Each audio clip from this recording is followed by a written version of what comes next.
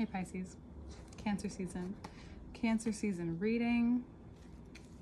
All information to work with me one-on-one is below, as well as the extended reading, which will be in the first link below, which is where we get more in depth into this reading, your reading right here, right now.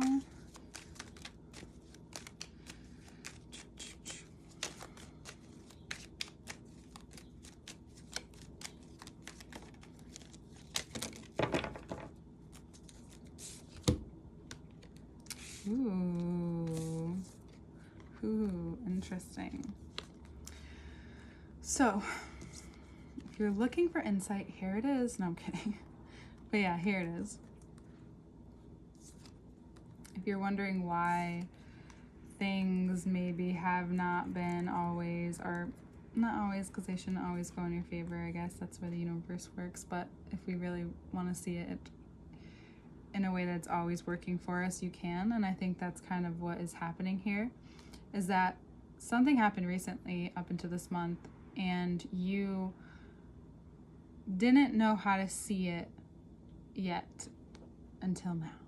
Cancer season is providing this light while you're in this dark. Mercury will also enter Virgo in the midst of the month, which we'll get more into the second part, which is in a link below. And the Virgo here is possibly, hey. He's been popping up in every reading, so I'm just kind of flowing with it. The Virgo here in your life, or this insight that you're gaining from yourself, is to be able to rest in your boundaries. What does that mean? Rest in who you are. Be clear, if you can this month, with your boundaries, what you will accept, what you won't in life. Maybe you just write it down, maybe you stick to it, maybe you have this conversation with yourself. He's just getting prepared to jump, but I know what I'm saying, so we're good. And you'll see that, and you have been seeing things shift, but you'll see even more, a greater of a shift. Great, he just wants all the attention. Right now, it's okay, baby. He's just hungry. He qualifies as one of those cats who's always hungry. So, anyway, you, again, resting in these boundaries, resting in what you will put up with, what you won't put up with, what and who you are.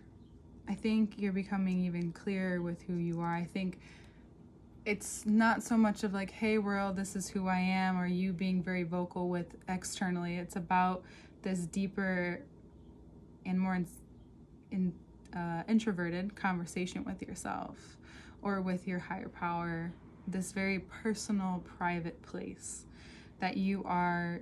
And if you haven't, maybe you are starting like to get the inklings to do this, is to go into the space within yourself, or meet yourself in this space. And maybe it's writing, maybe it's walking, whatever it is, it's meeting yourself there and celebrating this part of yourself, this acceptance of yourself between you and yourself, and no one else. And celebrate that with people, or just by being yourself and like allowing this part of yourself to be excited again. Maybe you see luck even start to roll in, but you're not overindulging in the hype. This month is very grounding for you, where you take to your craft even more. You see how you have maybe been unfair towards this part of yourself that has expectations on who you're supposed to be or who you are, and have no time to grieve certain things or certain aspects that haven't worked out, because you need to be okay, right? Or you need to portray that you're okay in a certain area of your life. And you, if recently, or if you're just allowing yourself to feel all of that now, you're noticing that it's coming from from an ego place. And it's not a bad thing. Our ego is meant to protect us. We're supposed to have it. It's just that there's a space where you have overcommitted a certain amount of energy where it's just not helpful to who you're becoming. It's not fair to you anymore either. So just to put it that way, to say that now you're coming back around, maybe even renegotiating with yourself. But for a lot of you, you're maybe renegotiating what you have committed to in terms of a job. This feels very career-based. This feels very like money, like self-worth in that very literal way. And you're now realizing how much you need in order to, like, yes, sure, you expect so much from yourself, but you also need to see that fairly represented in the career that you choose. And being unafraid to not only advocate for yourself, but to let go of whatever doesn't meet that or meet you right now, but also to have patience with yourself. So it's a lot in one. And how do you have patience for yourself? Well, you go back to that, what we were saying, like realizing that this is coming to your attention, to be very clear of like life, like imagine just like a lover or and these are very separate things, not trying to bring them together, but this magical being, or mother, or this person that just wants to take care of you and comes into your life. This is like your subconscious showing itself to you. And they just want to know how you want to be loved. Right? I'm very much rooted in like, how do you want to love? How do we want to love? What's unconditional love look like in the terms of boundaries, in terms of softness, all of in every aspect, right? And this is the way I see and read or include that in the readings, and what this insight has taken you on a ride to, what your intuition is clearing up or cleaning out, is that you have ultimately this power within you right now to communicate, like, this is how I want to be loved.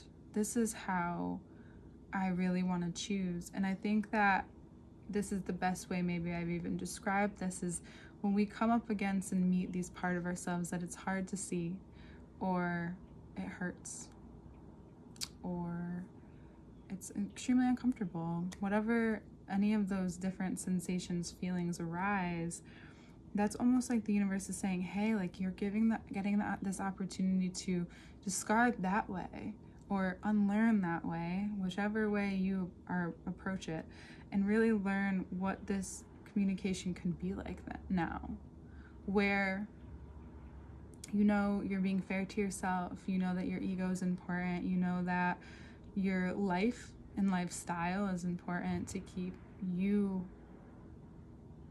feeling and being the best part of yourself. But that's not without looking at, okay, like, well, how am I choosing to be heard, seen, value, love? Like, how do I value? How do I love? And but this is a very receptive place. This is a very loving, almost like protective, empowering place that Cancer season's like, hey, Pisces, I'm gonna be a little bit easy on you because I'm gonna like sting you a little bit. I know how that feels, but this is really important because you're seeing yourself in a way, and you're able to be heard in a way that maybe no other sign can understand you right now, and that's okay, right? We have the nodes changing, which are showing up really sharply too. But we'll get into that into the second part. Pisces, this is an amazing time. Even like the energy from the readings before until now, because I did a couple right before yours, is this, it's like, it also just rained too, which like it's a little humid where I am and very hot, but it doesn't feel so like hot, like we're entering, dusk, we're entering the sunset time, and a time where you can, maybe even if it's like this time during the day where you become a little more contemplative, or you recognize yourself in a way that is, I know I'm good at something. And I don't want to be taken for granted. I don't want to take myself for granted anymore if that's the case. And it's not in a way where you're making a scene, but it feels like one if you've never really put that much attention on yourself in that way. It could feel, even though whatever anyone's outward perspective is of you, it's feeling like a lot. So just breathe with it. Be with it. Let yourself experience it with yourself first before,